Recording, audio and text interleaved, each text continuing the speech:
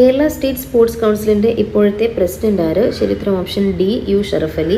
2. ചന്ദ്രയാൻ 3 ലാൻഡറിലെ പേലോഡുകളിൽ ഉൾപ്പെടാത്തത്? Option B. 3. 2021 എഴുത്തച്ഛൻ പുരസ്കാരം ലഭിച്ചതാർക്ക്? Option C P Vatsala.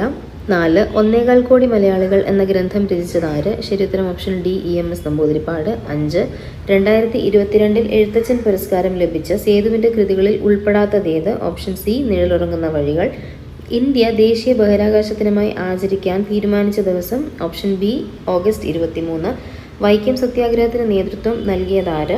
ശരിയുത്തരം ഓപ്ഷൻ ബി TK മാധവൻ. കേരളത്തെ ഭ്രാന്താലയം എന്ന് വിളിച്ച സാമൂഹിക പരിഷ്കർത്താവ്? ഓപ്ഷൻ സി സ്വാമി വിവേകാനന്ദൻ. തിരുവിതാംകൂറിലെ രാജവാഴ്ചയുടെ അഴിമതികളും അനീതികളെയും വെളിച്ചത്ത് കൊണ്ടുവന്ന സ്വദേശാഭിമാനി പത്രത്തിൻ്റെ സ്ഥാപകൻ ആര്? ഓപ്ഷൻ ഡി വക്കം അബ്ദുൽ ഖാദർ മൗലവി.